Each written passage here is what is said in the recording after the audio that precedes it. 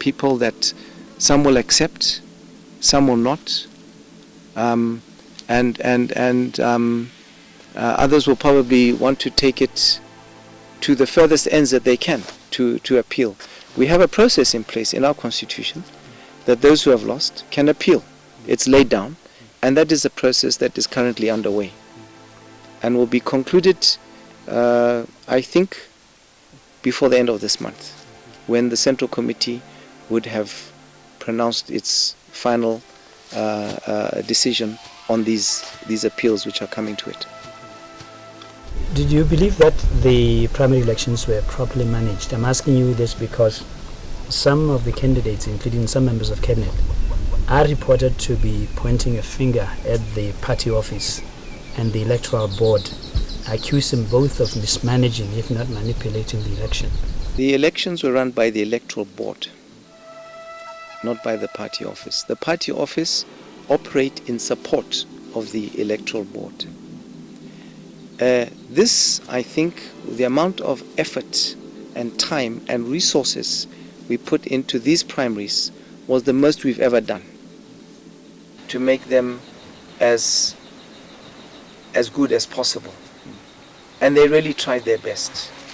I think the Secretary General of the party recently took the media to go and see to what extent we had done to run those elections properly. So yes, here and there will be mistakes because the electoral board on its own is not everywhere, because you rely on the structures all over the country to also feed into the system. And if some of those structures have got agendas of their own, it can undermine the smooth running, the process. And sometimes that happens. And that, unfortunately, is the nature of politics, and why I don't like politics. I never have, and I don't think I ever will. That does not mean to say I don't like the job I'm doing in government to help the people of Botswana. But politics, party politics, and all the bickering and infighting and the self-interest that rears its head among some people, not all, from time to time, that kind of negativity I don't have time for. I want to ask you then, the unprecedented resignation of the party chairman, Mr. Simpson Guma Moyo, only months after winning an election. Some have described it as the biggest dent on the confidence of the DP members and sympathizers of the party in the party administration to hold things together and to choose leaders that can be trusted to stand the heat, so to speak, even when the going gets tough. Why did Mr. Guma resign, and how have you, as party president, dealt with whatever issues led to the chairman's resignation? Some may look at it in the way you have described it. I look at it as a feather in our cap, that somebody can take the decision to step down. It's very rare in this country for somebody who thinks and puts the party first, as Moyo did. He resigned because he felt he was being accused of causing instability in the party. And he didn't want to be associated with instability in the BDP, especially as we are going into an election. The plans and the programs and the hopes that he had for the party were long-term. He wasn't just going to be, he had no intention of just being a one-term party chairman. He really had wanted to be there to work alongside with me for as long as I was in this, as the leader of the party, to take it through this election and beyond. And I was convinced of that. But within the thing we've just discussed, the primary setup, there were all sorts of fingers being pointed at to him about one person or the other person, and suggesting that he was the cause of this instability. And he came to see me, and he said, really, I think the best thing I can do really now is to remove this as an issue, this cause of instability and my name being implicated. And I think the best and the most responsible thing for me to do is to step down.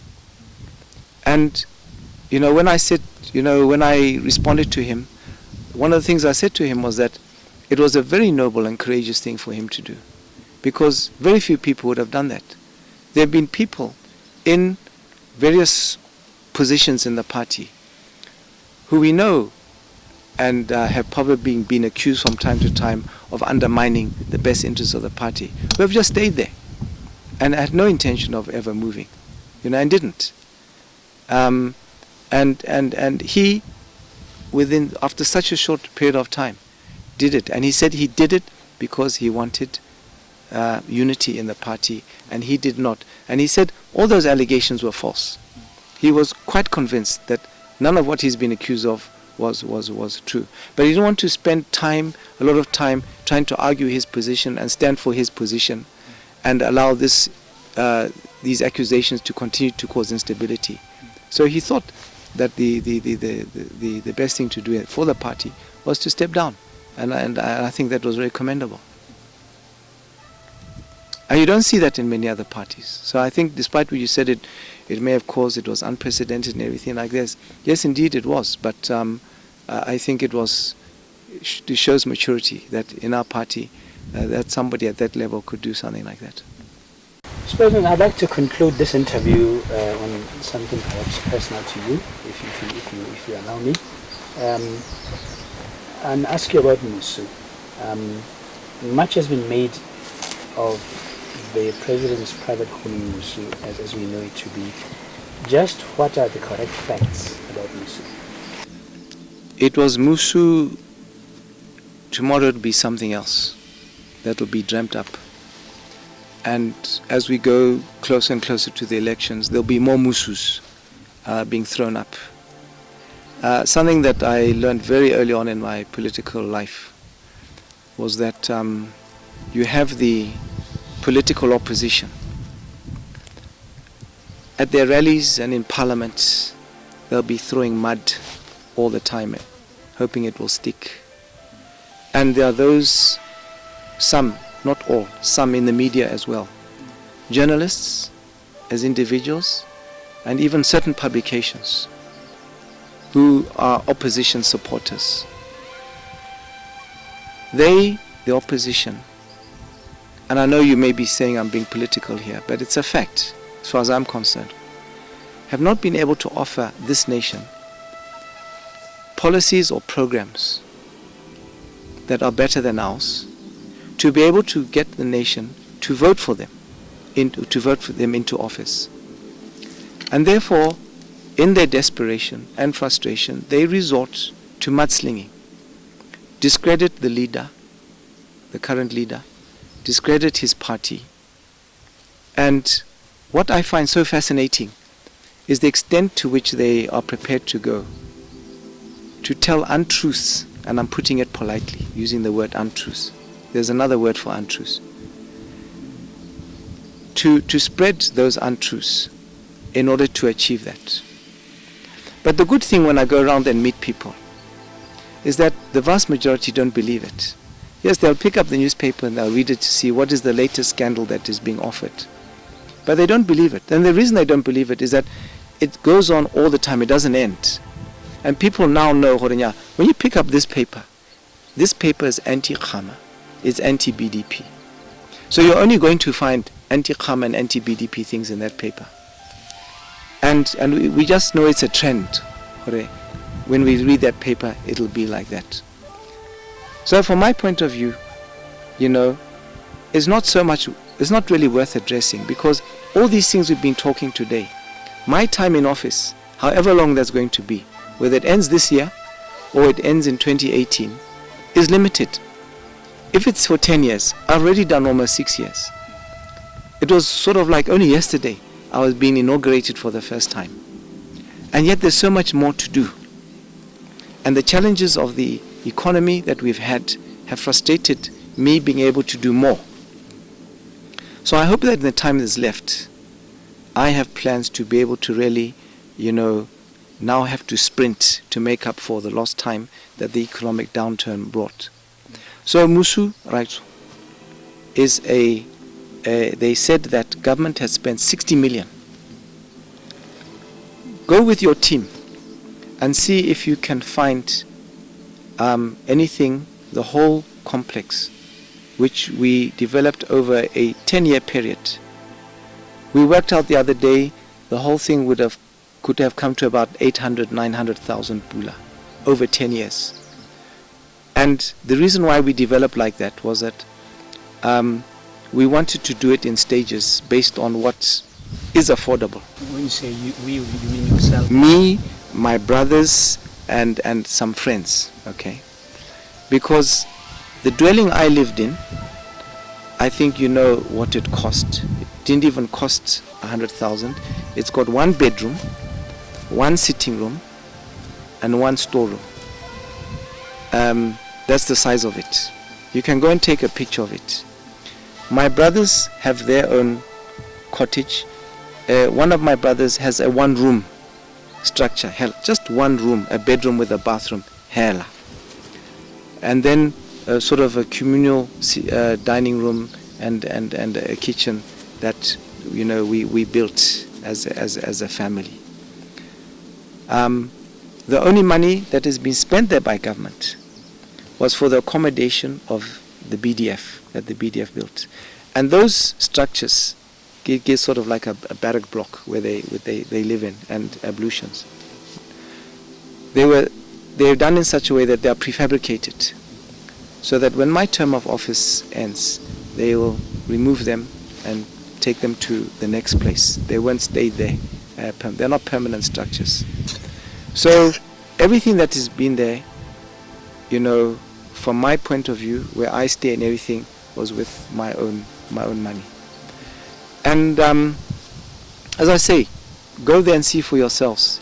So as you say, when they talk about 60 million pool and everything like that, you just imagine that no, because there was some issue about President Zuma and maybe his homestead, Go Gandla, I think that's the name. They wanted to impose that here, so that we can also discredit our president and everything he does and so on like that. Let them come up with their policies and programs to win. But but we know they're going to embark upon. I know some of them in the media have actually met to say that this is going to be there. They've done it before, and they did it recently as well, where they met to say, they must keep on this campaign to discredit. And we occasionally get questions where you can see that this is the trend. And really, I've just said to some of my people sometimes, don't even bother answering. Let them write whatever they want to write. We will answer, because even when you answer with the correct answer, they still put in the story that they want to put in that will discredit you. And then when you say, but where did you get this information? Reliable sources. That is the famous thing that talk about reliable sources. But reliable sources only refers to themselves. There's no reliable source. Kibonehela wanting to come up with a story to discredit myself. I want to cut you through on this one and ask you, in the context of your long-term vision for this country, of course within the term of your office, where do you see Botswana going in terms of the quality of life of Botswana? I think already we have made an impact, despite the challenges of the economy, on the quality of life of Botswana. And I think that is what it is all about, is improving the quality of life of Botswana. So we want to see those poverty numbers get down to 0. We want to see the employment opportunities increase markedly. We want to see Botswana in proper housing, all over the country, wherever they are. So for me, I'm confident by the time I leave office that we would have made a big impact on improving the quality of life for Botswana. That is what drives me. I will not get involved in the negative type of negativity. They haven't got the time to do that. I'm purely focused on improving the quality of life of all our people. Your Excellency, thank you very much. Thank you very much. Thank you. You're welcome. Best wishes for Thank you. 2014. Thank you very much. And the same to you. Thank you.